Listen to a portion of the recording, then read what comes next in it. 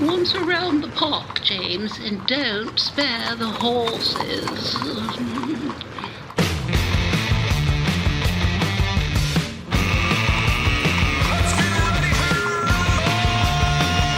It's showtime. The Daily Rumble, the Daily Show. Welcome in. Dave Trafford here. It's On the Ledge, your Ontario Politics podcast, and this will be show 9 so far in the campaign. 9 of 24. So we're making our way through it, heading towards the day after the election here in Ontario, which is, of course, February the 27th. And again, we said off the top, and we started this whole project when the writ was dropped, this is an election about something. It wasn't the Seinfeld election, and every day there's something new to deal with for a whole bunch of reasons. So let's get at it and welcome in Laura Babcock. She is here from Power Group Communications and host of the wildly popular O Show, and you can check that out on her YouTube channel. John Wright is here, of course, our founding resident pollster, and it's good to welcome back Gerard Kennedy, former federal MP, provincial MPP, ran the food bank when it was just one of those temporary things we thought we would just need to get us through the bump in the recession back in the late 80s and the 90s. So a welcome in all. And by the way, I just want to, I get asked every once in a while, if anybody can identify the Queen's voice off the top there, who says, once around the park, James, and don't spare the horses. Just send me who you think that is, and I'll be curious to hear what you guys hear. Okay, let's start with what's going on here in Toronto today. It's not necessarily on the provincial campaign trail or anything else, but of course, everything that's being talked about federally is affecting what's going on provincially. The Prime Minister is in Toronto today. He is hosting the Canada-U.S. Economic Summit, and basically this is his push. I think the strategic reflection we have to have right now is that we are in a moment that we have to meet for Canadians to see not just how we get through this particular challenge over the next 30 days or few months, but how we get through and thrive and grow stronger over the next 4 years and into what may be a more challenging long-term political situation with the United States. How do we make sure we are resilient as an economy? And for me, there's 3 areas we need to think about: Canada, the United States, and international. First of all, on Canada, it's about time we had genuine free trade within Canada. John Wright, I think this is, if nothing else, is more of the awakening that is in the following. Not necessarily the reckoning following the tariff threat. You and I and Kathleen Wynne and Tim Hudak were talking about this maybe a month or so ago, and I suggested, hey, maybe interprovincial trade barriers would be a good thing to look at. Kathleen Wynne thought, well, that's not good enough to put in the window for Donald Trump. Great, but I'm glad to see it's front and center right now, at least in a serious way in terms of conversation. Yeah, good to see that it's front and center, and particularly, a boost given by the Prime Minister, who clearly is looking for some legacy push here. I mean, if it hadn't been for his fight, the Liberals wouldn't necessarily be up as they are now across the country. The Conservatives are still leading in the polls, but it's got a balance going. He's also got a theme where he's doing things, let alone, visiting Europe and international leaders to talk about in tariffs and international trade and defense policy. So it's given him, some life. I don't know whether or not that's going to follow through very much, but it certainly is getting the audience focused on what needs to be done. And that is, we have to look after ourselves. The United States is clearly, from the Trump office, looking at not just these trade issues, but actually, even confirmed in the last few hours, looking at annexing Canada. I can't believe, we're still on that, but it is something that's going to continue over the next number of weeks. And the Prime Minister is using it as much as he can leading up to the Liberal convention. Yeah, Laura, I don't know that it's, in the past, it might have been one of these things where we're hand-wringing and so on. And everybody has stood up in the last 3 or 4 weeks and said, well, what are they doing? Do they have a plan? Do they have a plan? And as complicated as it is, as well as anybody, you just can't flip the switch and say, we got the plan. Here's the answer. But to me, there is a sense of direction. There's a sense that there's a path to be taken here. And I think he's also playing on this groundswell of Canadian reaction to the tariffs, to the annexation. And, Donald Trump has managed to do two things in the last week: unify Canada and unify the Middle East. So there's some positive there. But I think the Prime Minister's playing that wave. Well, a common enemy unites, right? So Canadians are absolutely united. Unfortunately, Trump and his regime have become an enemy. The American people are not an enemy of Canada. They are our biggest trading partner. They are our friends and our family and our neighbors. But Trump and his threats and the Prime Minister confirming that he's not kidding. It's something that I've unfortunately been saying for months now. He's not kidding. He wants our resources. He wants what he wants. And as a bully and a dictator, he thinks he can get it, and he's going to try. So what does that mean for Canada? Well, I was delighted to see not only that, Trudeau is finally talking about some strategic positioning for our country and our economy. How do we diversify against the competition? Well, we obviously do that by making Canada more free trade between our borders, no more internecine provincial barriers, and also by working multilaterally. And that's what we're hearing out of Trudeau, but we're hearing it even more clearly out of Mark Carney. Mark Carney summed it up yesterday as saying, we can't have 13 economies in Canada, we have to have one. And I thought that was a really good way of framing it. Easy to understand how we've been operating to this point. Also, Carney did a presser today, I saw just before we got on, where he very clearly talked about the Canadian moment and that this is where we move from here. A very powerful message, one that will have Canadians backing him. And when he becomes the Prime Minister for however long on March 9th, we're already seeing, John talked about how the Liberals are seeing a bump in the polls. A poll just came out from Nanos that has Carney at 40%, to Poilievre at 26%, based on who would be best to fight Trump. And let's face it, guys, this is not going to be an election at any point in the next year about carbon tax or any singular policy economically. This is going to be about Canada's strategic positioning in the world and against the United States to protect our economy and our sovereignty. And Mark Carney's got that. And so I think that this is going to be very, very different game for the Liberals federally. No doubt about it. Well, Gerard, you've sat in the chair in Queen's Park. You've sat in the chair in Parliament Hill. And every time I talk to somebody about the trade barriers interprovincially, and it may be, folks who are just the general public. I don't think a lot of people realize, first of all, that there are the trade barriers. Second is that anytime anybody brings it up, we've been talking about this for the last 25 years, and it never gets even on the table for serious discussion. Is this a change? I mean, a legitimate change in terms of the tone of this conversation? Well, I think it's always going to be the path of least resistance, and I think that I was not a big fan of the free trade deal back in the 80s, simply because it makes us lazy and makes our businesses lazy, and we get a little more prone to being the spin-off shop of the American outfits. And so this is harder, but way more necessary for us to do. But also, speaking as somebody born in Western Canada, it's not just as simple as letting all the Ontario enterprises take over the markets in the rest of the country. It's almost, something that does need to get worked out. But I'd also like to say something, just maybe a little reaction to what John was saying. I don't think Justin Trudeau's worried too much about the politics of things. I think him and others out there, they actually get elected to do things, to do useful things.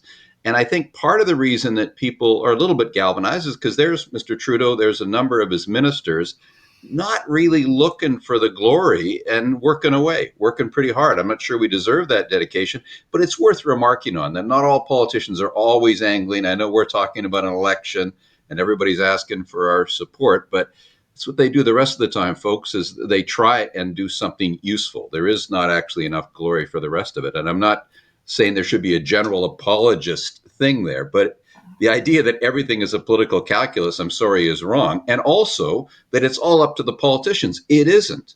And if Mr. Carney's talking about a moment, it's a moment because Canadians are prepared to stop watching. You know how adroit everybody's getting at choosing Canadian products? That's what everybody's talking about. Like, is it made in Canada? If it's made in Canada, is it a product of Canada? How does that work? Is it really going to make a difference? Do they pay people properly? So, that's economics. And the public interest has never been just what the government chooses to do.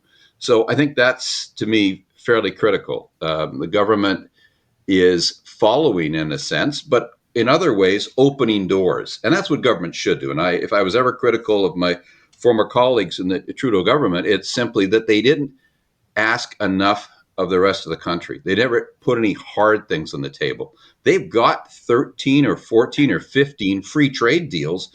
Would you even know about it? That they've gone off and signed them, and that we could possibly be now depending on those pathways to business. If some of our businesses want to step up and diversify markets, there was something in the Globe and Mail today that said 87% of Canadian businesses are trading with one partner. Chances are it's to the south. It's right there. It's simple. It's the same language. You don't have to adapt very much.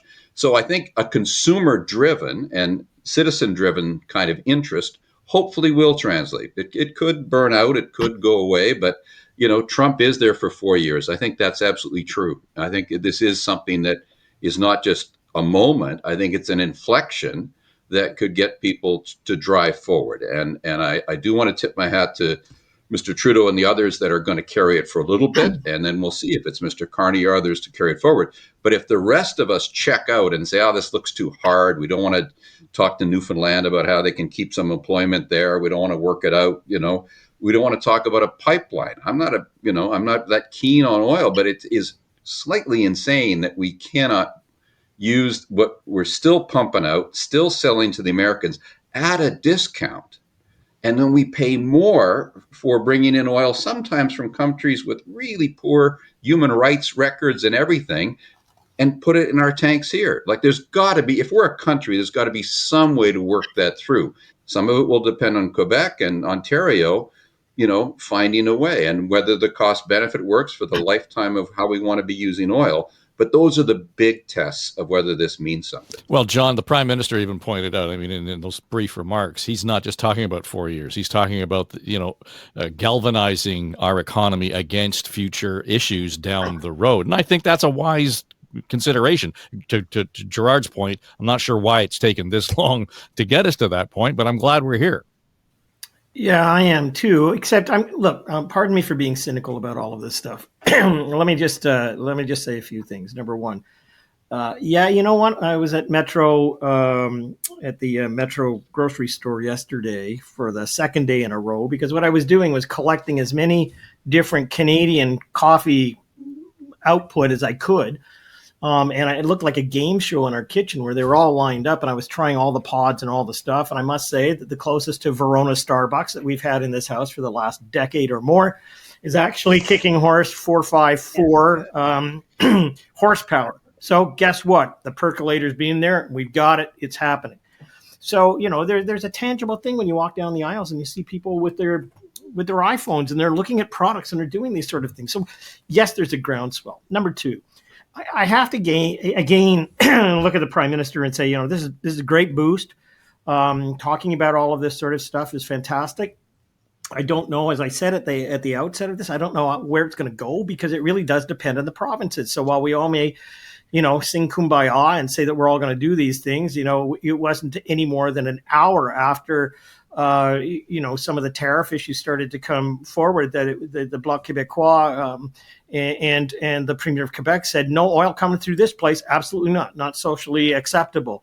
And we've yet to have the premiers who actually control the interborder trade sit down and have some kind of discussion on it. So the Prime Minister can talk about this all he wants, but it's going to end up being about a provincial circumstance to be changed. Number three, you know what?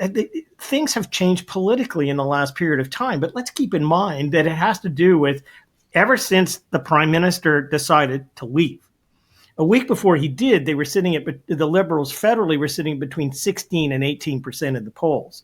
He'd been knifed in the front by his finance minister. He'd had a caucus revolt in many ways to get rid of him. And if anything, people were talking about a party which was going to be, decimated to the size of a small bus in terms of the members it elected in Parliament. there's been a revival. It's not just on the tariff issue. It's not just on Mark Carney, but in the polling that I'd done in November, we saw in 4 major cities across this country that 30% of the vote in each one of those cities had turned against the prime minister, but were willing to look again. And if we have to bring it back to Ontario, we can see now in the Toronto area, the Liberals up actually 7 points. They're heading northbound as a bit of a bounce for the Liberals overall. So when I said at the outset that this is a prime minister who is looking at his legacy, it's a hell of a lot better to have a legacy for fighting as Captain Canada and going out and doing something so that you can step on the stage or at whatever place it's going to be so that the new incoming prime minister's got some runway. But you can actually say, hey, look what we've done in the last couple of months. So I echo only the one thing that you said, Dave, is I don't know why it took so long to get here. I mean, interprovincial trade has been an issue for as long as I've been alive, and we haven't done much about it. But here we are, and the numbers for the Liberals, both federally and provincially, are improving a little bit. Well, and you pointed out, Laura, the shift in the federal campaign. I mean, the axe the tax thing was has been dead in the water for quite a while, given the tariff threats and the conversation provincially.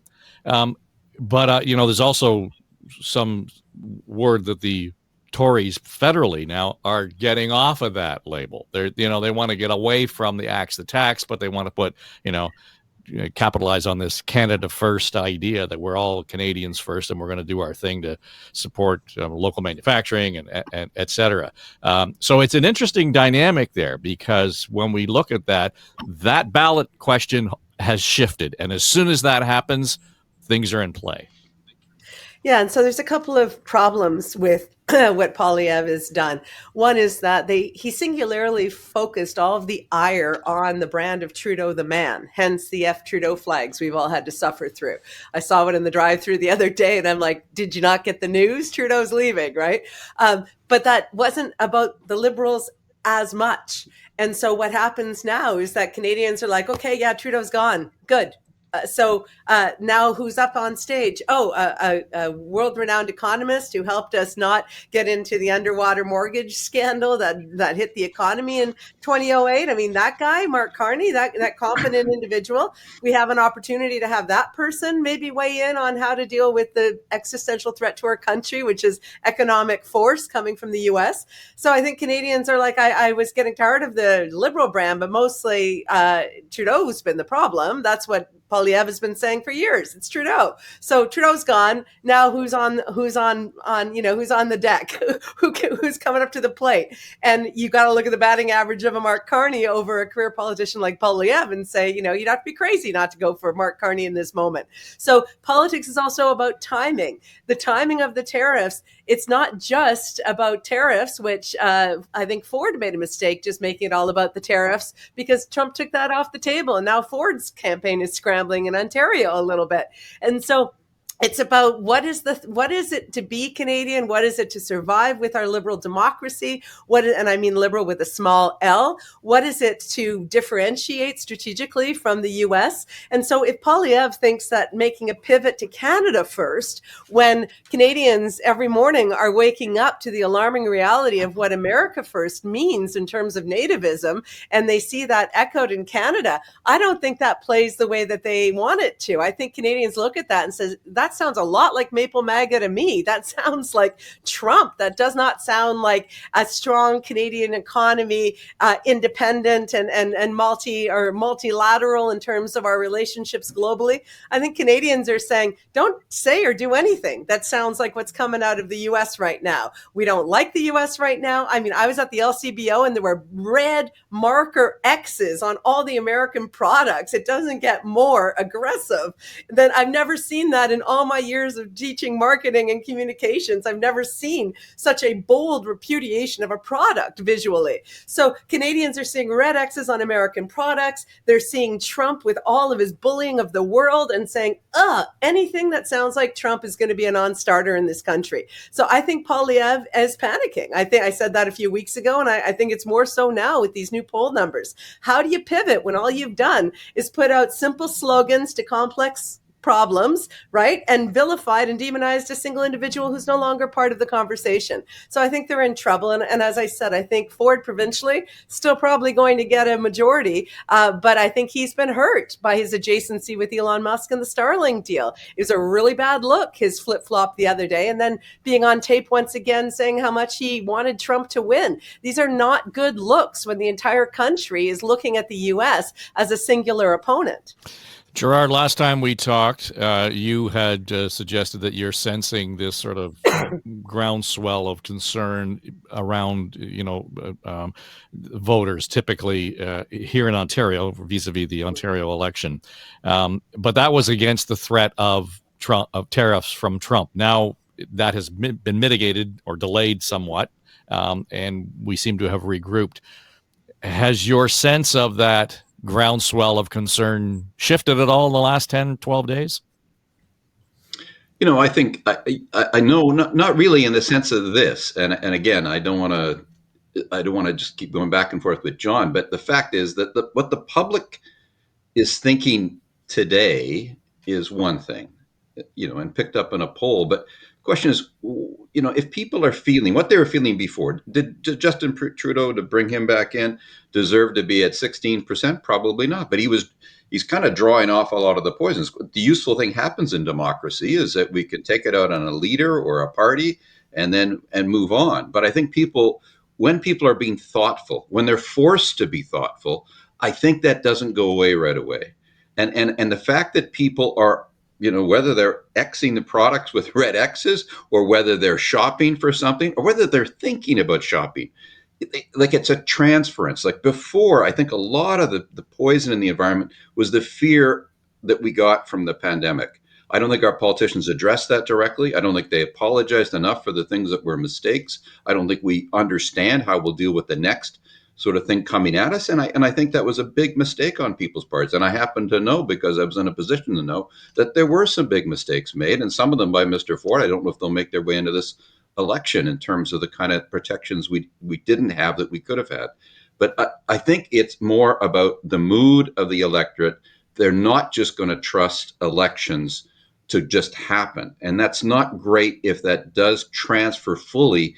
I'm not sure it has into the Ontario election.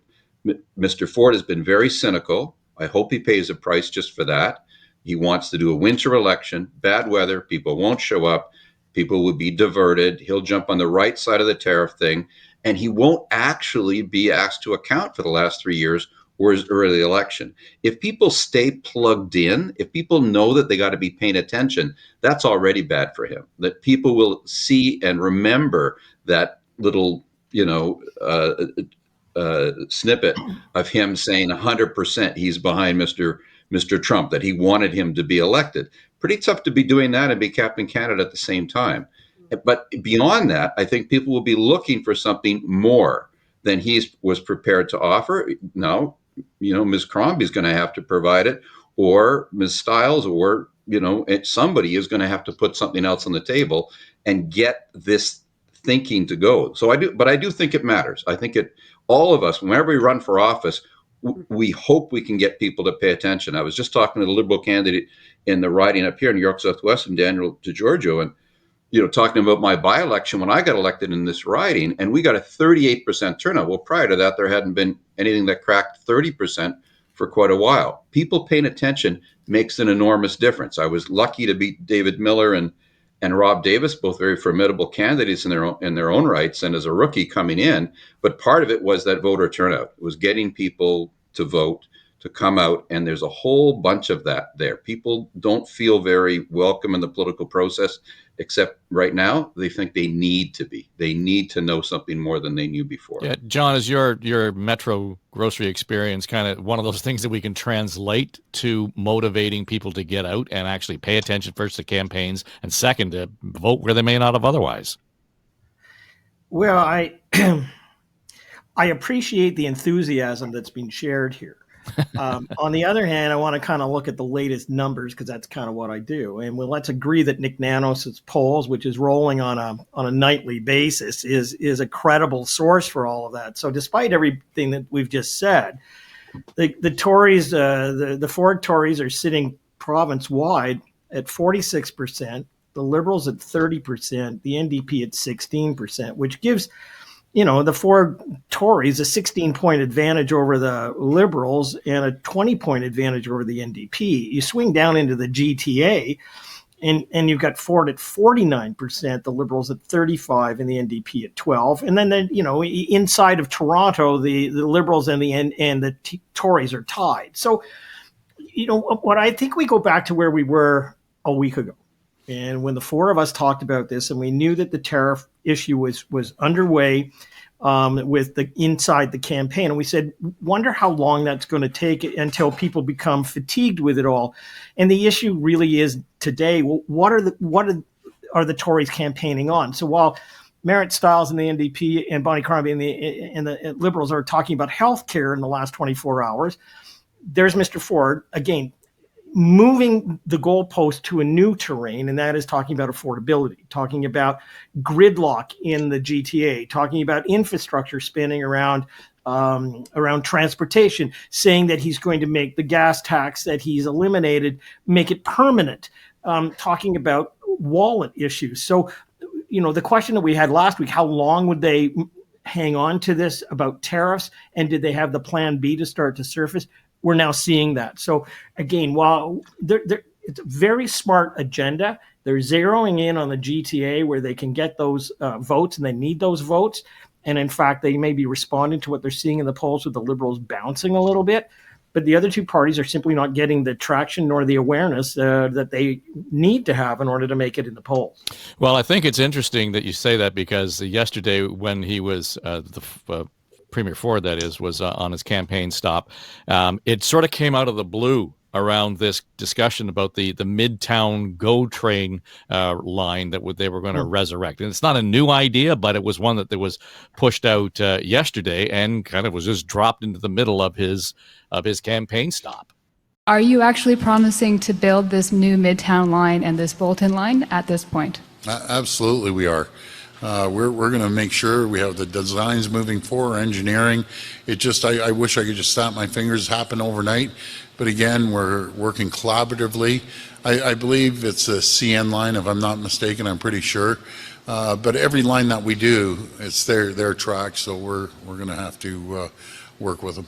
And Laura, the thing that strikes me about that answer is that typically Doug Ford would know the file well enough to know whether or not it was a CN line. So this seemed to be they called an audible here, and it got thrown into it. And then you combine that with the just an hour or so ago, confirming that the 401 Express tunnel is going to now be part of the platform and the promise of this campaign. It's also worth noting that none of this has been costed. So for all of the bitching and complaining about Crombie not costing out the ODSP or whatever it happened to be, and I'm not suggesting they shouldn't, but it cuts both ways. Yeah, so it's laughable. I mean, he also promised to get the Eglinton Crosstown finally done this year. I mean, whatever. He has not been able to meet his own housing targets, his own transit targets. And I know he was making the whole mandate for this election, the whole reason for this cynical, short winter election, the shortest month of the year, least amount of advanced polling days or voting days for all the people who are traveling. I mean, it's a brutal, cynical move. It'll probably pay off, but it's not because Ontarians are buying what they're hearing from Doug Ford. He could not get the mandate for the tariffs because Trump took that off the table. So now he's saying, oh, well, I need a mandate now. I need hundreds of billions of dollars to spend on a tunnel under the 401 that nobody asked for, hasn't been properly costed. It's been estimated 500 million or 500 million billion, whatever. It's a ton of money. Someone slid a idea over to him, and he's like, oh yeah, we should do that. It sounds about as credible as what he's talking about a project where he doesn't even know who owns the rail line. And if you listen to his tone, this is not the bombastic guy who started the campaign. This is not that. This is a guy who's walking away from media questions in an election campaign that he asked for, and he won't even take all the questions. He doesn't have what sounds like even solid plans around new expenditures. He has wasted our money on a 95-year secret deal with an Austrian spot Ontario place where he's paying $500 million just for a parking lot and ridiculous other things that Ontarians are getting no transparency on, and the Auditor General called them out on. He canceled the Service Ontario locations for Ontario's small businesses, lost Canadian jobs to benefit an American hedge fund. And he's in this Starlink deal with Elon Musk. The only time he looked like he actually got his Captain Canada gig for real was when he said, nope, got to cancel this deal with Elon. And then that afternoon, after Trump canceled the tariffs or paused them like a sort of Damocles over our country, what does Ford do? Jumps right back into the Starlink deal where he was grossly overpaying Elon Musk and Trump. So, I mean, Ontarians who are paying attention are going, this is enough of this nonsense. And there is an anti-incumbency movement around the world. And this is the first time that may affect Ford in an election. We'll have to see. But the reality is, for the last couple of years, the Ontario Liberals and the NDP have not done enough to hold his feet to the fire. They've not done enough to fundraise effectively and to galvanize their parties to mission. And they are being well outspent. Like I think Ford, I had on actually Gerard Kennedy's successor, I believe, on the O Show yesterday. And she was talking brilliantly about the fact that, you know, the Conservatives have more money than both parties put together now, and that they are going to be, you know, outbuying this election for all of the rest of the parties combined. So of course they have an advantage. Of course their poll numbers are up. They have yet to be really challenged. I think though that Bonnie, Crombie and the Liberals are getting a little momentum. They're getting a little mojo. They're talking about healthcare and the fact that millions of Ontario people don't have a doctor in this province. That's insane in one of the countries in the G7 nations. I mean, so Ford has failed on healthcare. He's failed on transit. He's failed on his own housing targets. There are lots of reasons, as Sherry DeNovo pointed out on the O Show with me, that, you know, if you're upset about not being able to get an apartment you can afford, that's on Ford. If you're upset about these other things, that's on Ford. Now, will the opposition parties hold his feet to account as well as Sherry did on the O Show, or I might be doing here, or others might be doing? I don't know. They don't have a lot of time left. There's literally weeks before February 27th. But I do think it would be foolish to underestimate how much trust has been lost with Ford, how angry people are at Donald Trump right now. And every time that Ford looks adjacent to the Trump regime or to Elon Musk, it's one more feeling of ick for people in Ontario. And as Gerard said, if people in Ontario are actually focused now, like actually in the game, like politics is not that thing they avoid as much as they can. They actually care now because they're fighting for their sense of being a Canadian. Some of that acid splash hits the Ford campaign. There's no way it doesn't. So I think that has to be factored in. Tariffs are off the table. There's no reason for this election now. And Doug Ford is a fan of the very regime that is threatening our country. I mean, how does he square that? I don't think he can. Well, let's look at the other numbers, though. And John, this has popped up obviously vis-a-vis the polling. It's hard to deny that trend. It's going to be a hard row to hoe for any of the opposition to make gains on that huge lead. You know, going from 20 to 16 probably might be as good as it gets in the short term. But the other part of that question is, who do Ontarians think is best equipped to handle what Trump's doing or what's going on in the province? The premier still runs away with that number too. So there's an overwhelming number of Ontarians who think, yeah, well, I'm probably okay with, given everything Laura just said, I'm okay with Doug Ford being the premier of the province. Well, listen, I think we're not just talking to each other, we're talking to people out there. And I think the fact is that, you know, politics and democracy are too important to leave to the politicians. If you feel that, you know, the pandemic made you extra anxious and worried, if you think that what's going on down south never could have happened, you can't afford to just let this be a moment or a spark. You actually have to look at, why is Mr. Ford allowing all those ads you see? American companies walked away with $2 billion worth of profits on their gambling. Why would we let that happen? And the province's take was $40 million. How many times is Mr. Ford going to get away with enriching other people? And, you know, like, in other words, if you're not going to have debates provincially, if you're not going to have debates in your local campaign, and every person listening thinks that's okay, then we're going to get a Trumpish kind of outcome here. That's how it gets done. If you look at what happened in the United States, the people who didn't vote are the ones who brought in Mr. Trump. The people who stayed home because they were too ticked off and too tired and too busy overpaying for things and putting up with stuff, the same way a lot of people here feel. There has to be a rebound on that. We only get good when people get good and involved. And that's what does need to happen. I don't think it's automatic. I don't think we can read that in the tea leaves right now. But, some of that's going to depend on the energy of some of those candidates out there. It's going to depend on whatever's left of an air war. Unfortunately, the journalism is not as much of a wavelength, and we need and people are now using algorithms and other ways to tell us how to think. There is something in seriousness. So there's a seriousness now.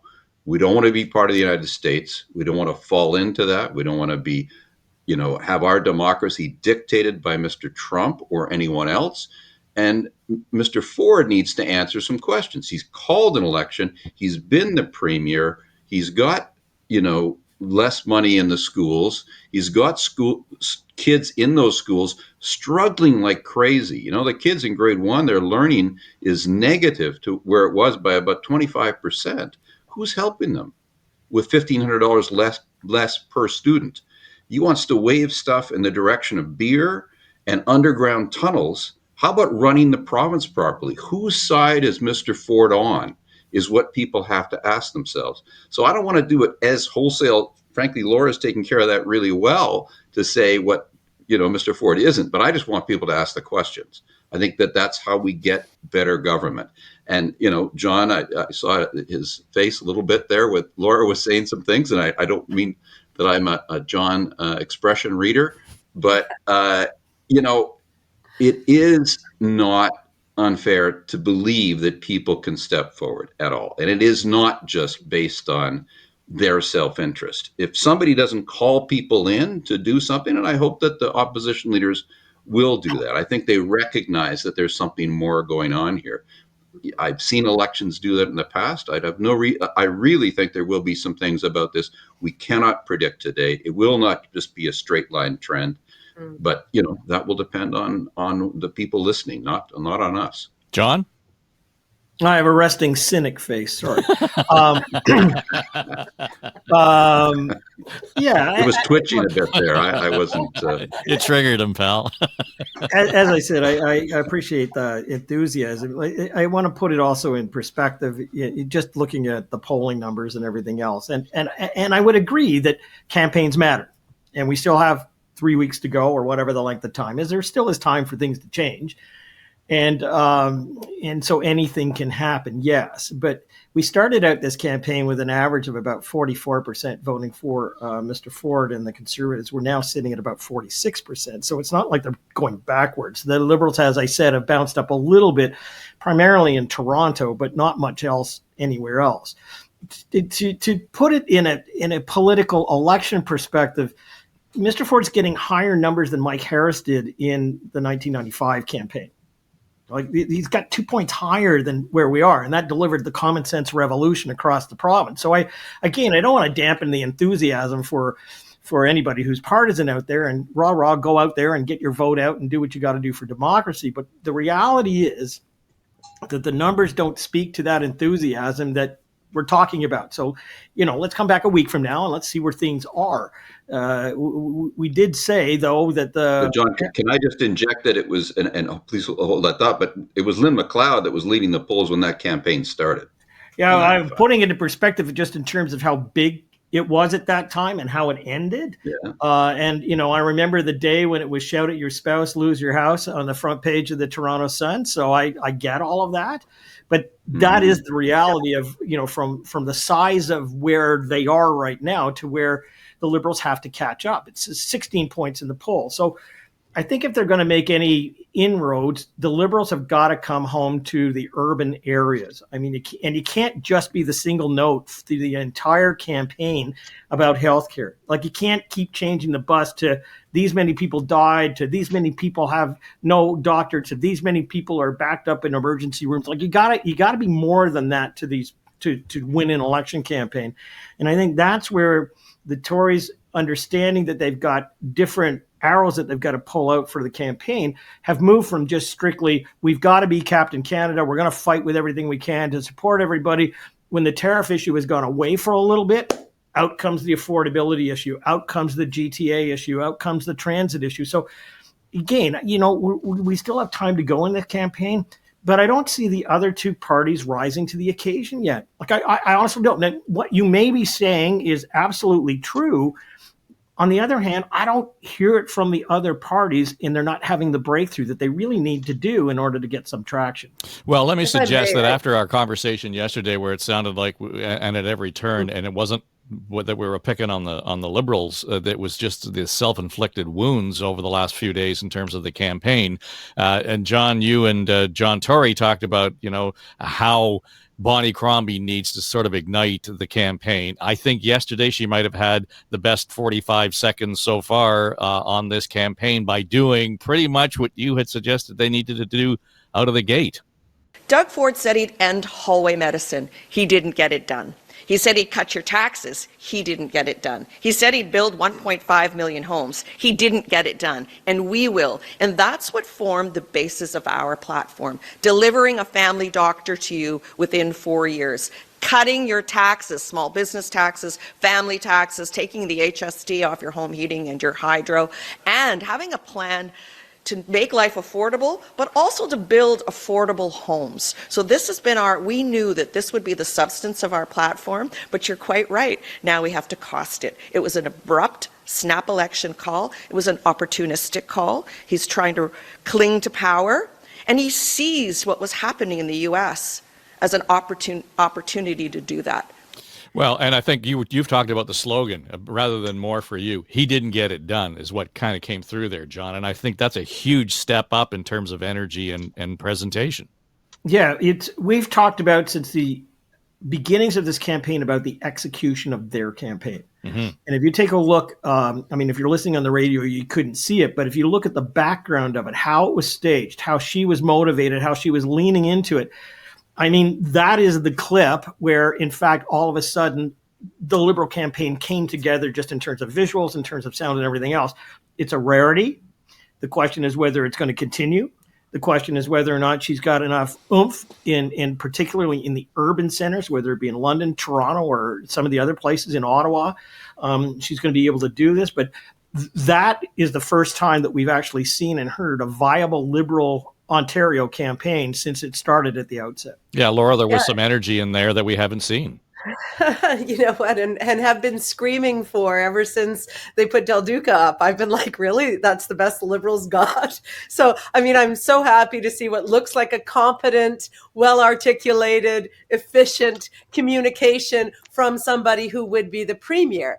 And Bonnie proved in that clip that she can do it. The question becomes, can she build on that? Can she keep that rolling? We have seen other campaigns, guys. We don't even have to look too far back federally, where there was another person who was well in the lead. And then, things changed in the last few weeks. When people catch the fire behind a candidate, it can be really powerful. I'm not suggesting that Bonnie can pull a Sunny Ways out of her hat, but if there is the anti-incumbency feeling in elections, if in fact people are more afraid of Trump than they are fans of Ford and no longer see Ford as being the person who is going to stand up to Trump, but rather the guy who's quick to do deals with him, then I think that might give Bonnie the kind of wind behind her back that she needs.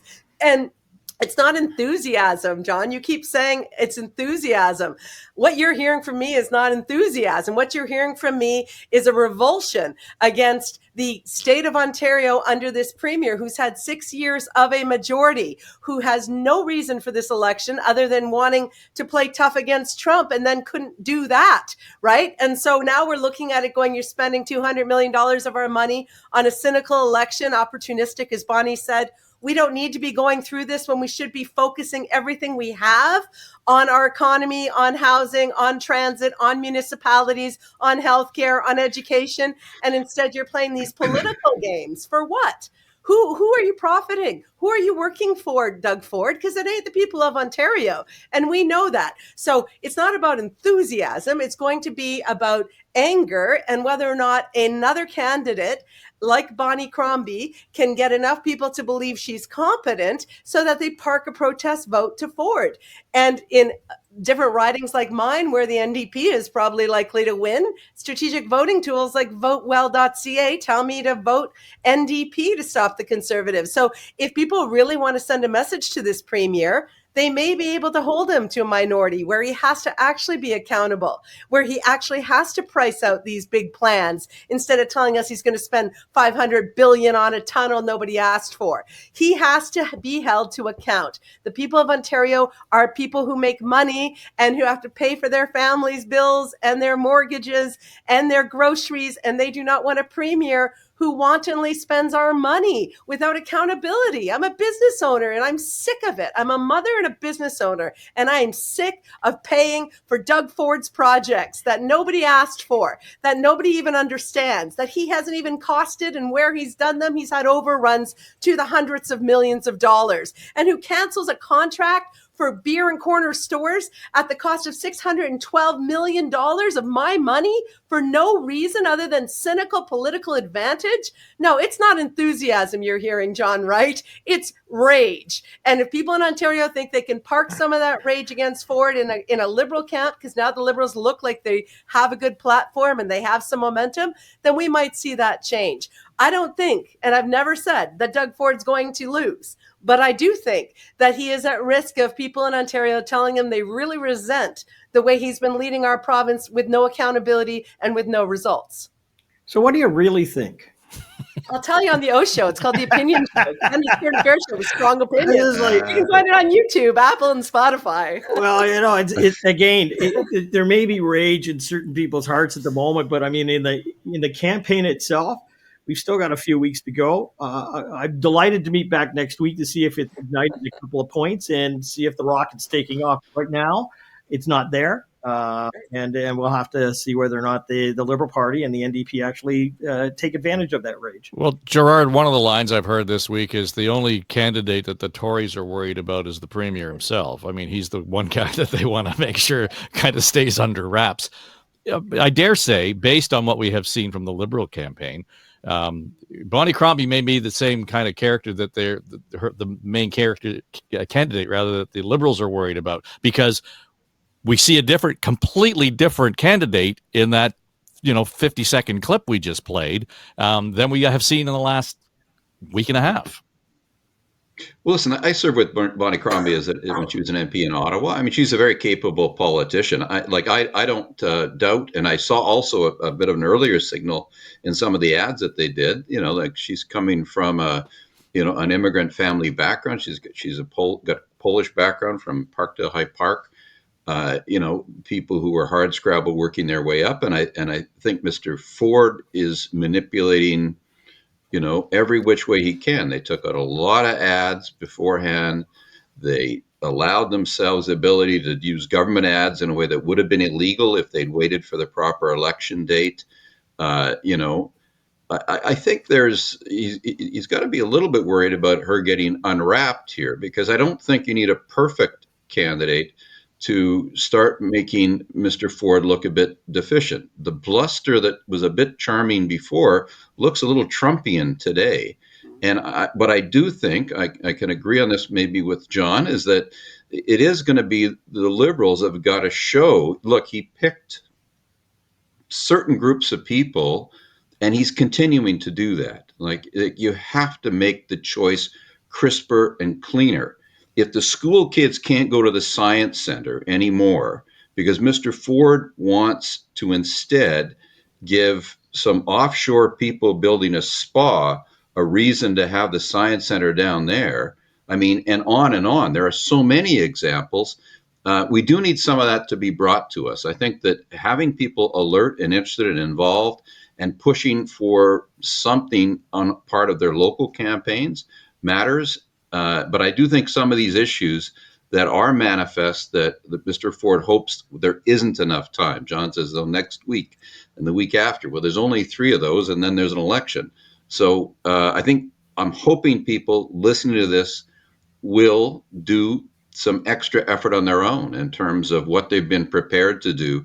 Show up at a meeting, listen to what's going on, pay more attention when you hear something that might call Mr. Ford to account, because he's trying to fool you. Just like Mr. Trump fooled people in the United States, he does not have a high regard for you out there. He thinks he can get away with this. He's using all the levers of government to do things that you don't approve of. He has not made himself accountable and said, how did I do these last 3 years? He simply said, I'm going to sneak in here. There's a big federal issue out there. He hasn't said one word about how he's going to protect people if jobs start to disappear, because he thinks the feds are going to step in just like they did during the COVID pandemic and pay for everything. He's got money in his treasury because the federal government made up all the difference when it came to extra monies for schools, for homeless shelters, for a range of things. So who is the real Mr. Ford is something, yes, the opposition has to make happen. But I think a lot of people, if they ask themselves, and I'm just saying, you owe it to yourselves to ask yourselves, whose side is Mr. Ford on?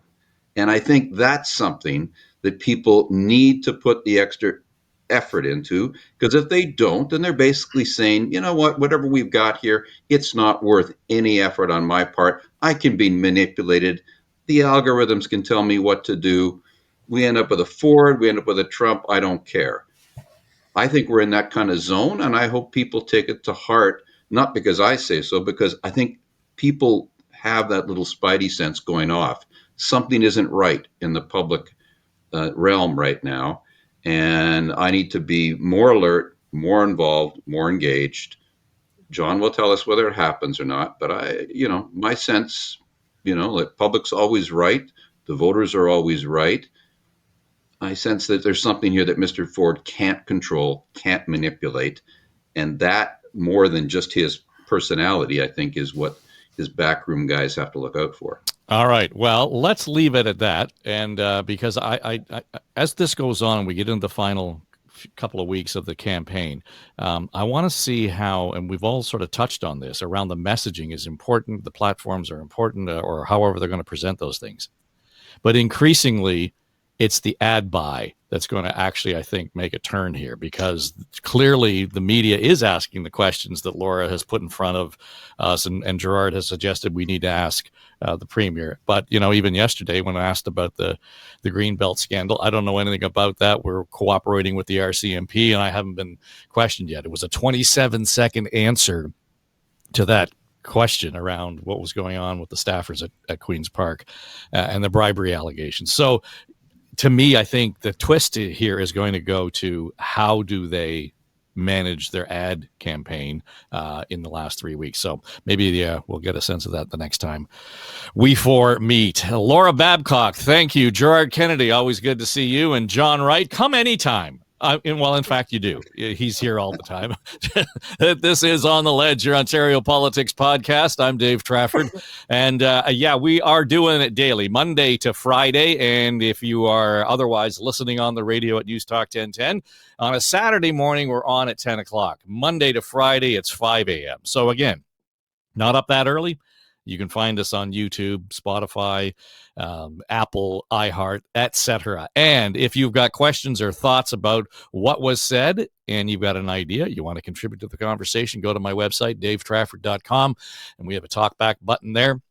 Hit the button, leave the message, and we'll be happy to respond for sure. And if not, include your comments in an upcoming episode of the podcast. All right, that'll do it for us. Enjoy your Super Bowl weekend, and we'll talk to you again. We'll be back Monday with On the Ledge, your Ontario Politics podcast from Story Studio Network.